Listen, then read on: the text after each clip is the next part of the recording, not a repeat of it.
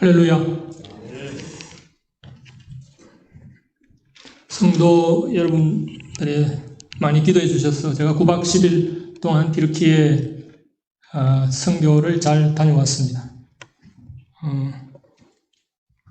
먼저 제가 영상을 만들었는데 한번 보시고 시작하겠습니다.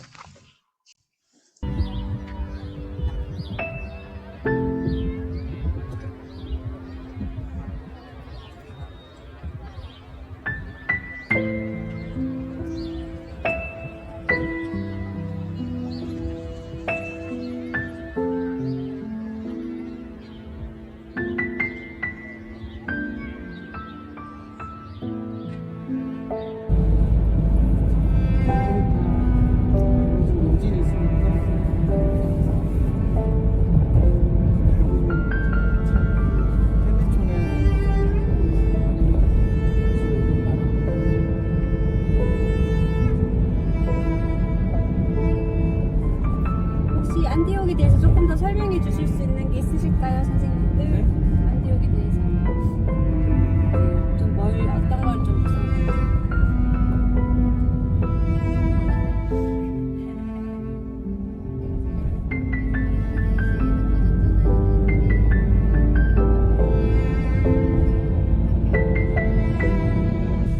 매몰되어 있습니다.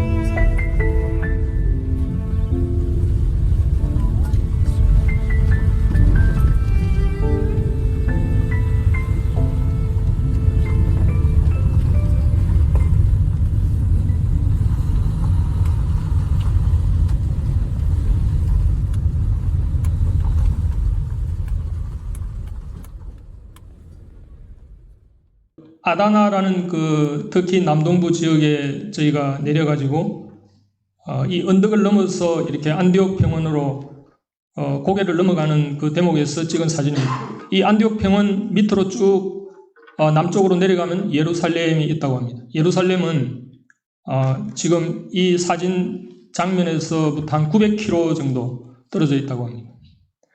그래서 가끔씩 예전에는 차로 그 예루살렘까지 내려갔다고 합니다. 근데 지금은 이제 그 내려가려면 이제 시리아, 레바논 이 두 나라를 거쳐야 하는데 지금은 그 시리아 땅이 여행 제한 구역이라고 해가지고 지금은 이렇게 차로 가지 못한다고 합니다. 자, 이 지역이 그 수리아 안디옥, 지금은 하타이 주에 속해 있는데요. 그 주도로서 굉장히 큰 도시였습니다. 근데 대부분 저 지진으로 모든 건물들이 저렇게 파괴되어 있습니다. 거리에 이렇게 차를 타고 가다 보면 모든 대부분 집들이 이렇게 파손되어 있는 걸 볼 수 있습니다. 건물이 서 있지만 대부분 이렇게 부서져 있고요. 사람이 살 수가 없습니다. 그 거대한 그 도시 전체가 이렇게 폐허가 되어 있었어요. 이렇게 멀리서 보면은 멀쩡한 건물 같은데 이렇게 거리를 차를 타고 가다 보면은 대부분 건물들이 이렇게 손상되어 있습니다. 전부 다 이렇게 철거하고 이제 재건축을 해야 될 그런 형편이 있습니다. 이건 모스크인데요. 이렇게 모스크가 이렇게 파괴되어 있습니다. 이 터키 사람들이 이 모스크가 무너진 모습을 보고 아마도 크게 마음에 동요가 있었을 것이라고 생각을 합니다.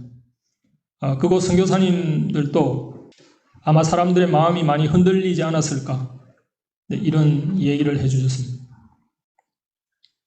이 도시의 동마다 이렇게 이제 천막을 국가에서 이렇게 천막을 설치해 주었습니다. 근데 워낙 인구가 많기 때문에 이 천막에 모두 다 살 수는 없고 대부분 외부에 이제 친지들이 있는 경우는 다 외부로 다 빠져나가고 아마 뭐 오도 갈 데 없는 분들이 대부분 이 천막 생활을 하고 있는 것 같았습니다. 저희도 이제 일주일 동안은 이 천막 생활을 하면서 사역을 했습니다. 이 천막 생활을 해보니까 이게 천막 생활을 안 해봤기 때문에 굉장히 불편했어요. 왜냐하면 이렇게 머리가 이렇게 천장에 닿는 경우가 많기 때문에 굉장히 허리가 아파가지고 굉장히 불편했는데 이들이 이제 계속 어떻게 이 속에서 살 수 있을까 그런 생각을 했습니다. 우리는 잠깐 생활하는데도 힘들었거든요.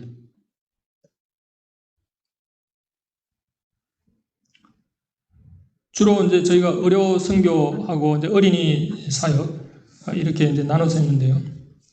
지금 이 진료를 받고 있는 분은 시리아 난민입니다. 그 터키는 지진 피해로 인해서 이렇게 천막 생활을 하는 사람들도 있지만 지진 이전에 생활하던 이 시리아 난민들이 있었습니다.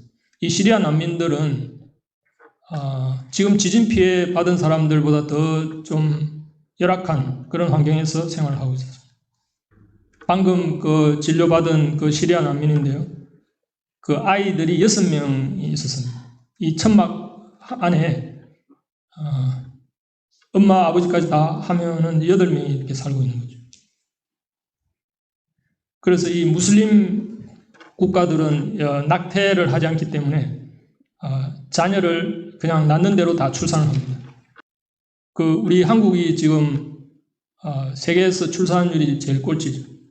합계 출산율이 0.78명으로 2023년도 통계에 나와 있는데요. 이 전체 평균이 2.1명이라고 합니다. 지금 이 가정 같은 경우는 여자 한 명당, 이 합계 출산율이 이제 여자 한 명당 낳는 자녀 수인데 6이지 않습니까? 근데 세계 평균은 2.1명입니다. 근데 한국은 0.78. 그러니까 한국은 꼴찌라도 아주 꼴찌예요. 그 다음 우리보다 더 나은 국가는 우리보다 훨씬 높아요. 1.0대가 높기 때문에 이 0.78은 굉장히 이례적이라고 합니다. 학자들이 한국이 왜 이렇게 출산율이 낮는가 지금 연구를 하고 있다고 합니다. 그래서 2060년도에 가면은 한국 인구가 3분의 1로 줄어들 수도 있다. 이런 경고를 하고 있습니다. 이 안디옥 병원으로 넘어오면서 찍은 사진인데요. 저 건물 벽에 씌어진 글자의 뜻이 뭐냐 이렇게 이제 통역하는 분한테 여쭤봤어요. 그러니까 memrelaties라는 이 단어는 고향을 잃었다 이런 뜻이라고 합니다. 그래서 제가 사진을 찍어가지고 이제 인터넷에서 검색을 해봤어요. 저 글자가 무슨 뜻인지 이제 그 사전에서 찾아봤습니다. 사전에 찾아보니까 이 말이 국적 상실 이런 뜻이었어요. 물론 뭐 고향을 잃었다라는 의미로도 사용이 되는지 모르겠는데 어떻든 사전에 있는 말은 국적 상실 이렇게 되어 있었어요.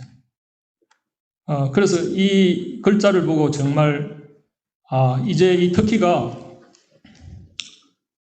이 뭔가 이렇게 새롭게 태어나야 할 그런 그 전조가 아닌가 이렇게 이제 생각하게 되었습니다.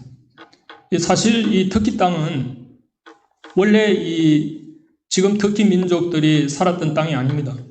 거기에는 다 과거에 크리스찬들이 많이 살았었죠. 그래서 그 땅에 살았던 사람들은 주로 이제 헬라인들 그리고 이제 일부 시리아 쪽에서 올라왔던 그 쿠르드족이 있어요. 또 아르메니아인.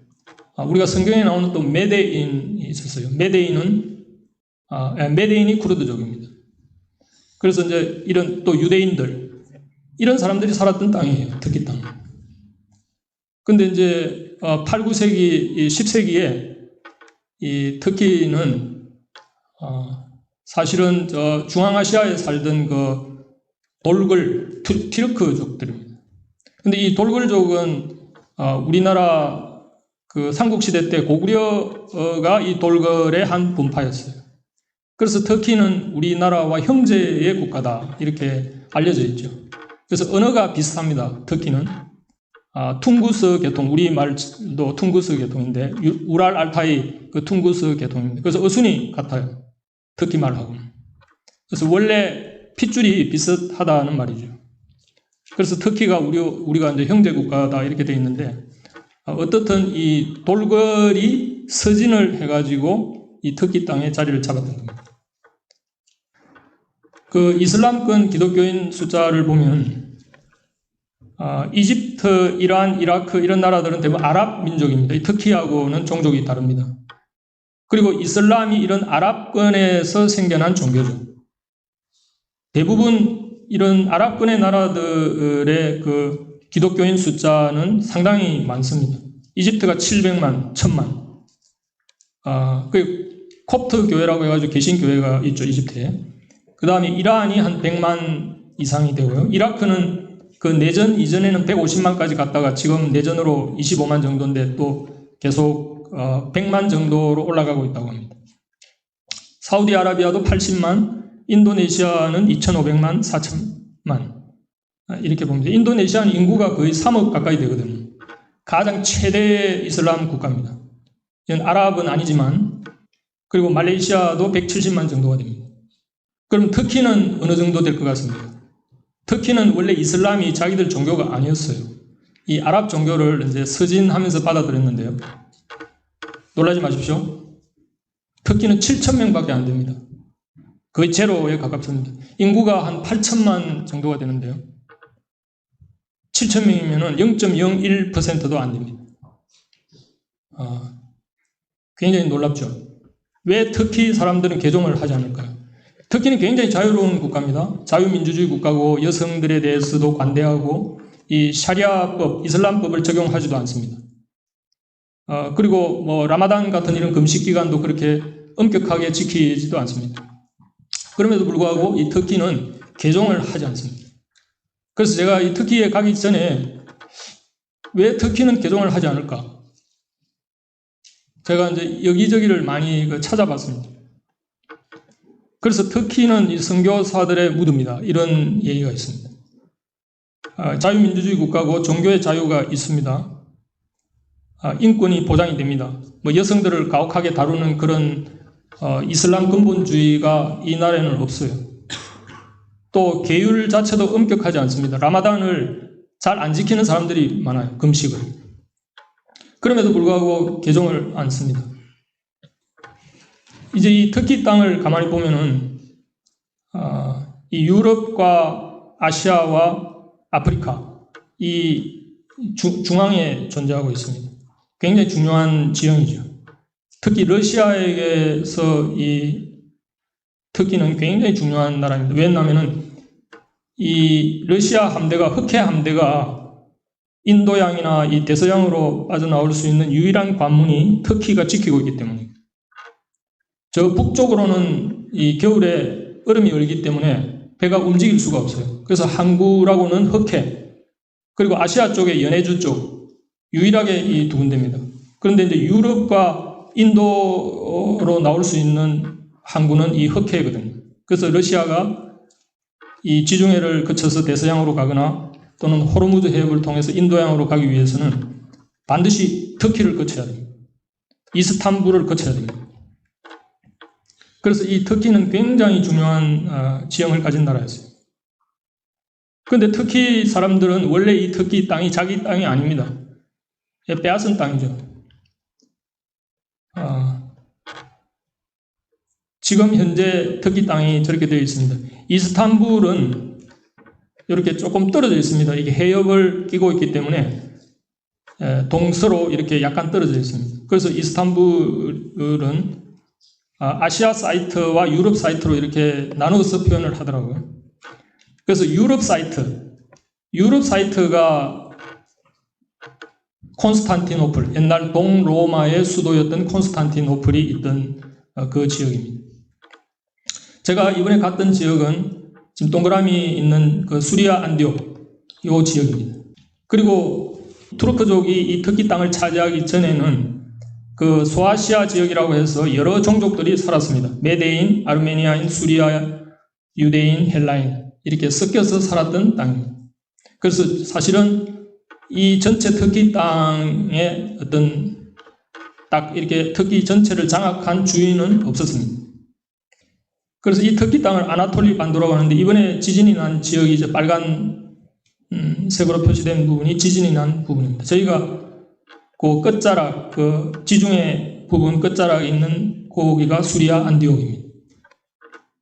사도 바울이 저 남쪽 예루살렘에서 올라와 가지고 쭉 아나톨리 반도를 거쳐서 이스탄불 저 대륙을 건너서 마케도니아 지역으로 이제 갔던 겁니다. 여러분 이 지도를 잘 보세요. 이 고구려, 우리 한반도가 보이죠? 이 고구려가 돌궐족의 한 분파였어요. 그래서 터키와 우리는 형제 국가다 그런 그 역사적인 문맥이 있습니다. 그래서 용맹한 그야말로 기마민족으로서의 그 용맹을 가지고 있었죠.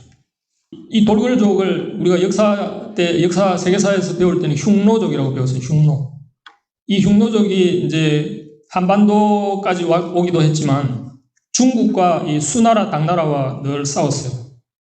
그런데 이제 중국에서 만리장성을 쌓습니다. 그 만리장성을 쌓아가지고 이 돌글족이 서진을 하게 됩니다. 그래서 서진을 해서 서쪽으로 유럽 쪽으로 이제 서돌글이 유럽 쪽으로 진출을 하게 됩니다. 그래서 유럽 쪽으로 진출하면서 페르시아 하면은 지금의 그 이란, 이 바그다드를 중심으로 한 그 이란 지역으로 진격을 하면서 정복을 해 나갔습니다. 그러면서 이제 이슬람을 받아들였어요. 원래 이슬람 종교를 가졌던 게 아니라 이 돌글족이 이 서진을 하면서 이슬람을 받아들였는데 이 이슬람을 받아들이면서 이 이슬람 종교를 자기들의 그 어떤 정체성을 형성해 나갔어요. 그래서 원래 이슬람의 종주국들보다 더 자신들이 이슬람의 종주국 행세를 하기 시작한 겁니다. 그래서 도둑질도 늦게 도둑질한 것이 더 무섭다라는 말이 있죠.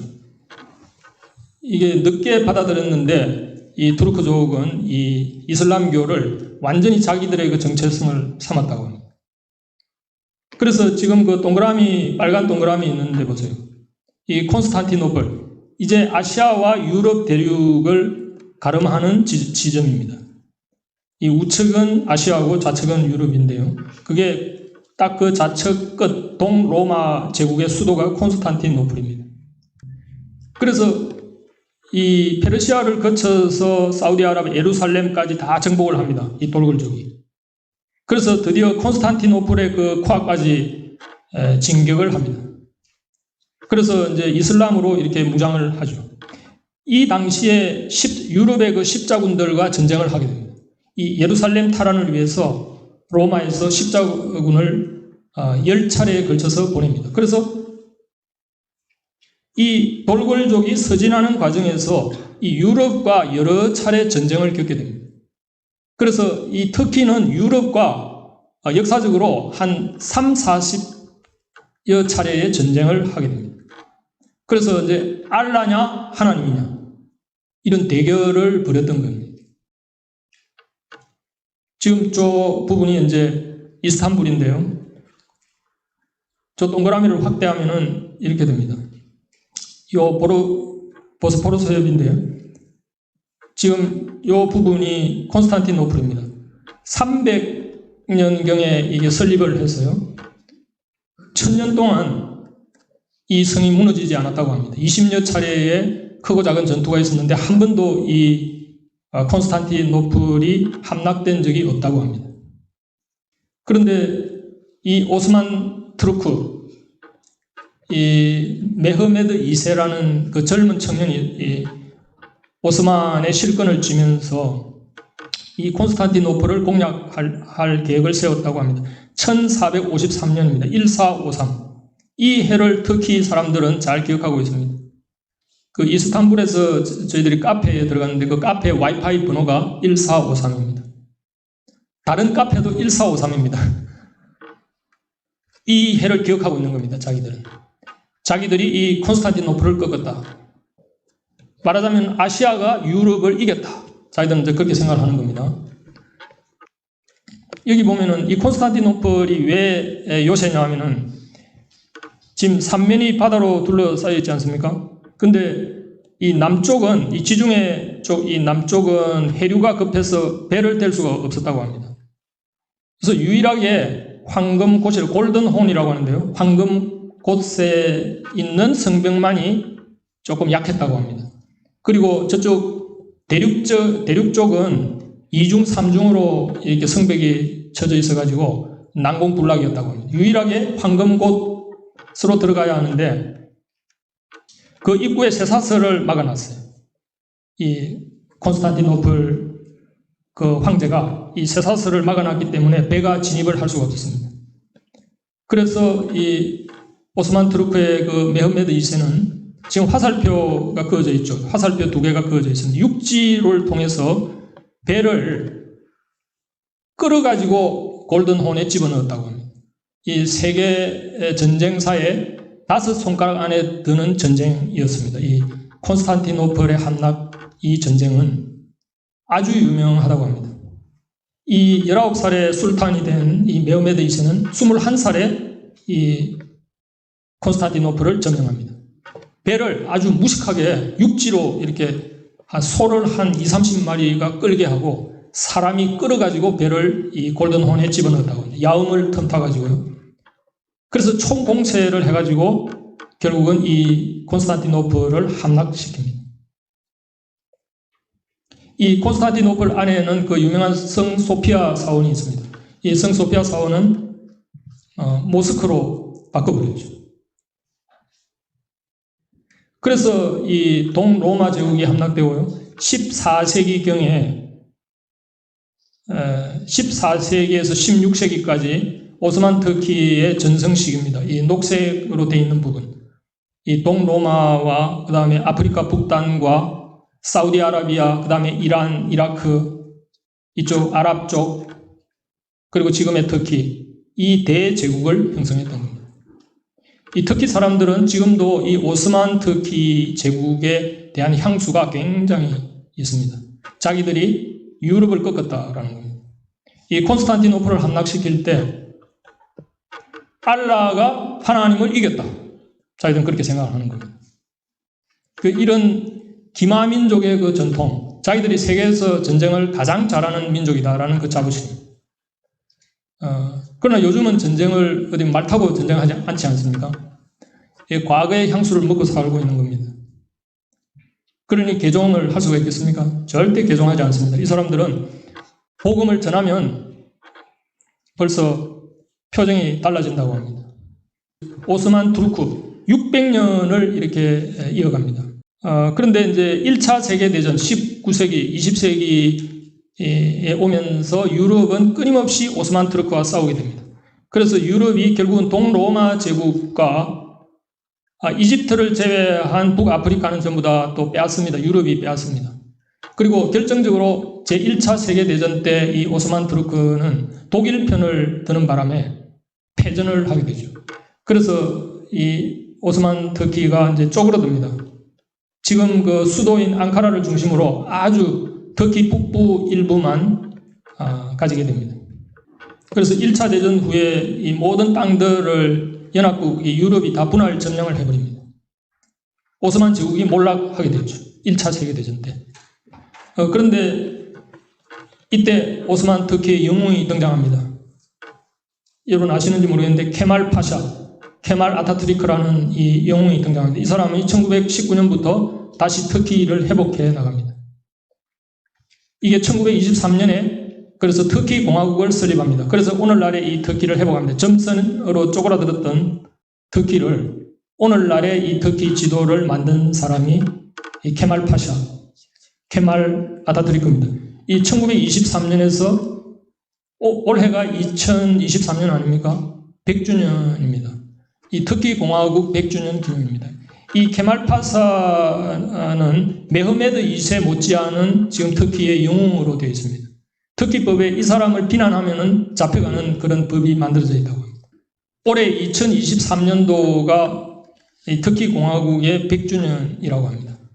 벌써 한 10년 전부터 올해를 기념하기 위해서 여러분 터키는 이 이슬람 국가 가운데서도 상당히 강력한 국가입니다. 1인당 GDP가 9,000불 정도 됩니다. 대부분 이 아랍 국가들은 그렇게 높지가 않아요. 뭐 튀니지니, 알제리니, 모로코니 이런 나라는 대부분 4,000-5,000불인데 터키는 9,000불입니다. 이제 10,000불로 가자. 이제 10,000불이 넘는다라는 이런 캐치프레이즈를 가지고 터키는 굉장히 들떠 있었다고 합니다. 그래서 벌써 몇 년 전부터 대대적인 준비를 하고 있었다고 해요. 2023년을 새로운 도약의 해로 삼는다.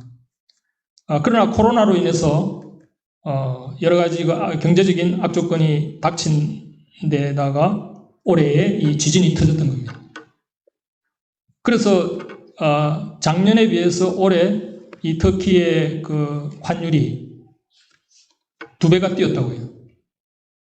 이것은 굉장히 아주 충격이었다고 합니다. 왜냐하면 터키의 이 국부가 반토막 난 거거든요. 이 환율이 2배로 뛰는 거는 국부가 반토막이 난 거예요.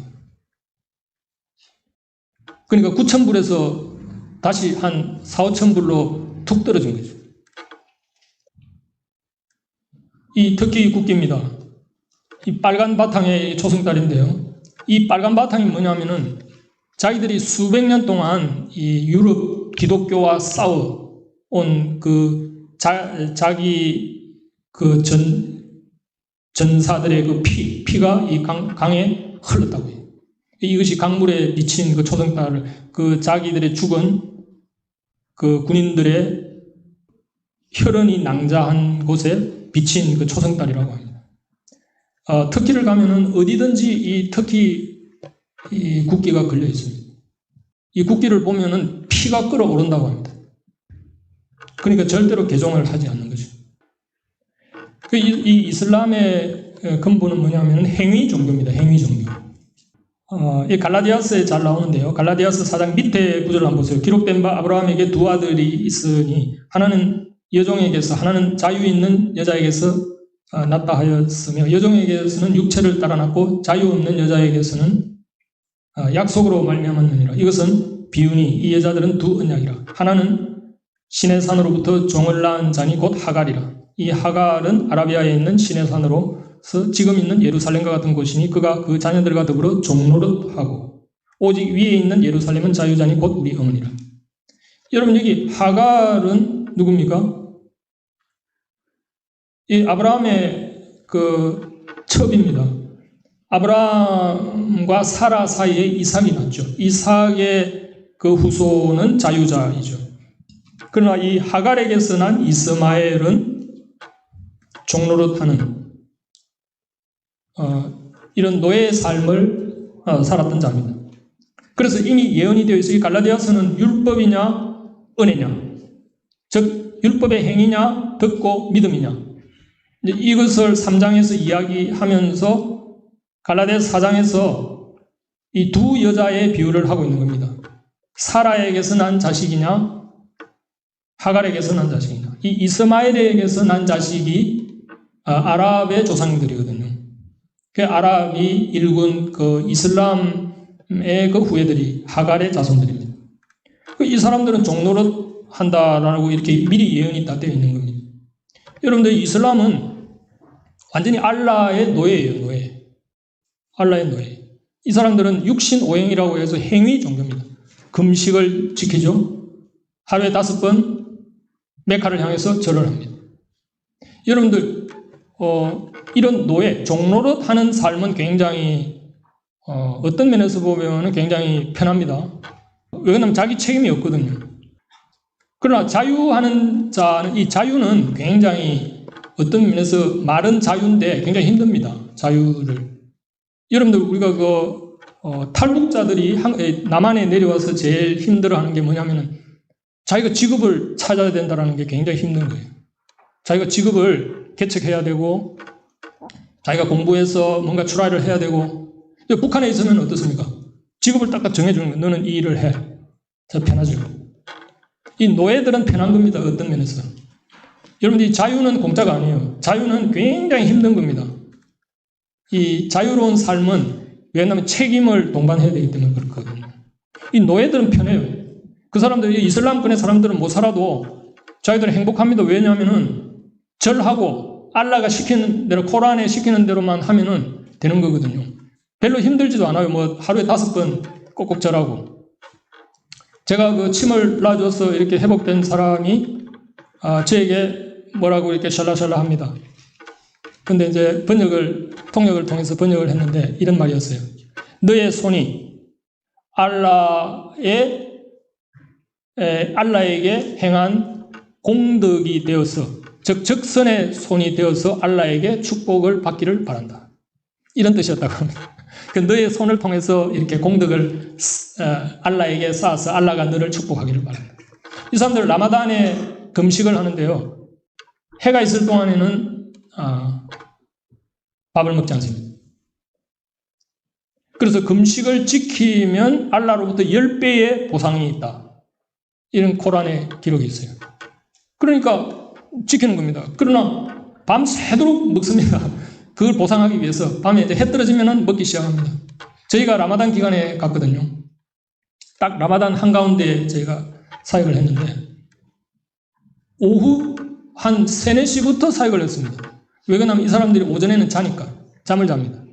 왜냐하면 밤새도록 놀기 때문에 먹어줘야 되는 거예요. 이제 해 있을 때는 금식을 해야 되기 때문에. 그래서 이 사람들이 7시에 저녁을 먹고 밤 12시에 밤 점심을 먹고 새벽 3시에 또 참을 먹고 잡니다. 그래서 이제 오전 내내 자다가 이제 한 12시쯤 돼서 일어납니다. 그래서 저희도 이제 사역을 한 3, 4시부터 사역을 시작해가지고 밤 12시에 사역이 끝납니다. 이 사람들은 라마단 기간에는 밤에 불을 켜놓고 밤새도록 놉니다. 먹고 마시고.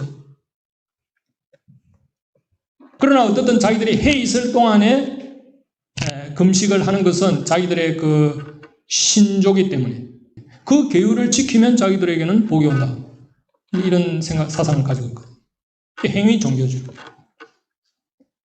이것은 사실은 우리 인간의 본성에 맞지 않습니다. 이 사람들은 원죄를 인정하지 않아요. 이것도 본성에 맞지 않습니다. 우리가 어떤 잘못을 행하는 것은 사실은 우리 안에 있는 죄거든요. 우리가 책임이 있는 겁니다. 우리가 양심의 가책을 받잖아요. 뭘 잘못한 행동을 하면. 이게 본성인데 이 사람들은 그런 거 인정하지 않습니다. 자기들은 계율을 지키면 된다라고 생각을 합니다. 그러니까 우리 기독교는 어떻습니까? 회개가 없는 복음은 복음이 아닙니다. 반드시 우리는 회개를 동반하죠. 이게 우리 본성에 맞습니다. 생각해 보면. 그러나 이 무슬림권의 사람들은 이미 그런 종교적인 도그마 속에 있기 때문에 행위 종교로 가버리는 겁니다. 그래서 행위 종교는 굉장히 실천하기 쉽고 아주 편해요. 어떻게 보면. 그래서 우리 기독교인들 가운데도 행위 종교로 많이 빠집니다. 사실 우리 기독교는 어떤 종교입니까? 우리가 하나님이 우리를 은혜로 구원해 준 것에 그 감격으로 우리가 선행을 하는 거거든요. 그런데 이슬람은 그 반대예요. 행위 종교이기 때문에 너희가 선행을 쌓아야 구원이 있다라는 거예요. 그래서 이 원리를 알아야 되는데 너무 정말 안타깝죠. 이 종교적인 도그마에 빠지면은 그거를 어쩔 수 없는 겁니다. 그래서 이 땅이 다시 그리스도인의 땅으로 회복되어야 된다. 이 아나톨리 반도, 이 터키 땅은 원래 이 터키인들의 땅이 아니에요. 자기들 우리는 이렇게 생각해요. 우리 한반도는 원래부터 우리 한국 사람들이 살았던 땅이다 하고 생각을 하지 않습니까? 그러나 이 터키 땅은 원래 주인이 여러 종족들이 같이 이렇게 섞여 살았죠. 근데 그 종족들을 전부 다 물리치고 이 터키 땅에 이 트루크인들이 주인 행세를 한 겁니다. 1차 대전 때는 그 아르메니아인 같은 경우는 150만을 학살했습니다. 독립을 못하게. 오스만 트루크 휘하에 있던 많은 종족들이 있었어요. 그런데 그때는 제국이었기 때문에 꼼짝 못했죠. 그러나 1차 대전 이후에 이제 민족 자결 운동이 일어나면서 전부 소수민족들이 다 이제 독립하려고 했어요. 그 케말 파샤가 독립운동을 하면서 자기들 그 땅을 다시 회복하는 과정에서 그런 소수민족들을 전부 학살해 나갔던 겁니다. 특히 쿠르드 민족들, 그 남부에 쿠르드 민족들이 있었는데 쿠르드족은 원래 프랑스가 그 해방시켜 주려고 약속을 했는데 그 약속을 어겼어요. 그래서 지금도 터키 땅은 두 종족이 살고 있습니다. 북부를 중심으로 한 이 튀르키예, 돌골, 이 투르크족과 남쪽의 쿠르드족. 이 쿠르드족은 아랍족이거든요. 원래 시리아 계통의 그 아랍족입니다. 그래서 지금도 불편한 동거를 하고 있어요. 이 쿠르드족은 독립을 하고 싶지만 이 파워가 약합니다. 이 터키는 굉장히 정치적인 이슬람의 그 정치적 고향입니다. 이슬람은 아랍의 종교지만 모든 이슬람의 헤드쿼터는 전부 터키에 있습니다. 터키가 모든 것을 정치적으로 관장하는 그 이슬람의 종주국 행세를 하고 있습니다. 그리고 자기들은 오스만 그 투르크의 그 후예다. 이런 그 자부심을 가지고 있습니다. 그리고 자기들은 끊임없이 그 유럽과 싸워서 유럽의 기독교, 알라가 그 하나님을 이긴 민족이라는 그 자부심이 있기 때문에 자유국가이지만 절대로 개종은 하지 않는다. 이것이 철칙입니다. 그러면 어떻게 해야 되겠습니까? 터키를 개종시키기 위해서는 어떻게 해야 되겠습니까? 예전에 이런 말이 있었어요. 그 선교사들 간에 이런 얘기했어요. 터키를 개종시키려면 터키를 타락시켜야 된다. 이런 얘기가 있었어요. 근데 그것도 사실은 그렇게 좋은 방법은 아닌 것 같아요. 터키는 이미 세속화된 그런 국가입니다. 라마단을 엄격하게 지키지도 않아요. 이미 세속화된 국가인데도 엄격한 아랍보다도 개종을 하지 않습니다. 결국 방법은 하나입니다. 하나님이 손을 봐야 되는 거죠. 그래서 요번에 가니까 거기 터키 선교사님들이 많으시거든요. 근데 그 선교사님들 이제 한 10분 정도를 만났어요. 굉장히 이렇게 업돼 있어요. 이렇게 굉장히 그 흥분된 이런 상태였었습니다. 왜냐? 이 지진이 하나의 사인이라는 겁니다. 이 2023년을 터키가 벼르고 있었거든요. 이 벼르고 있었는데 하나님이 이 땅을 흔들어 버린 거예요.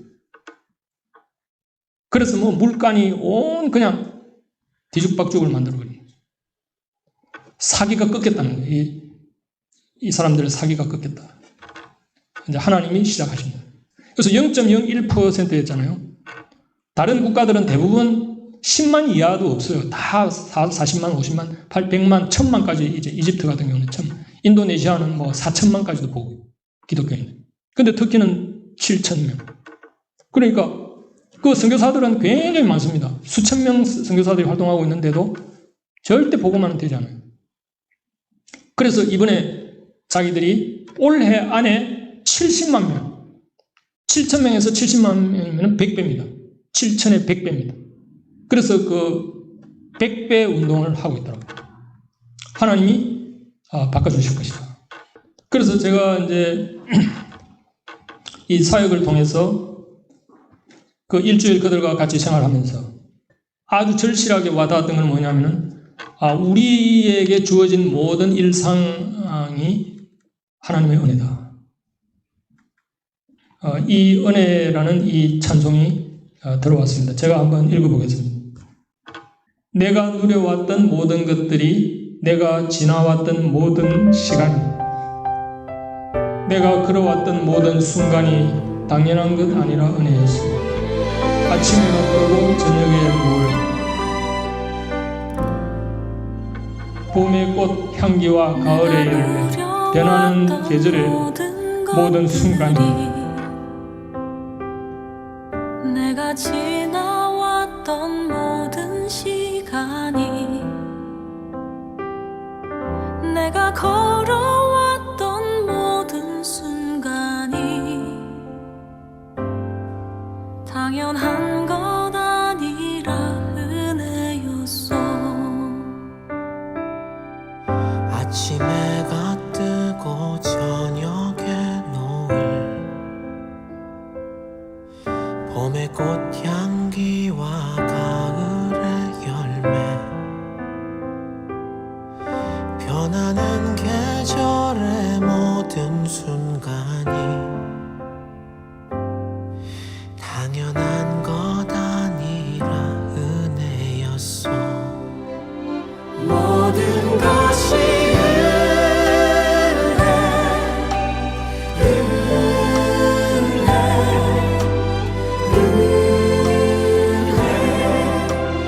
한없는 은혜, 내 삶에 당연한 건 하나도 없었던 것을, 모든 것이 은혜였어.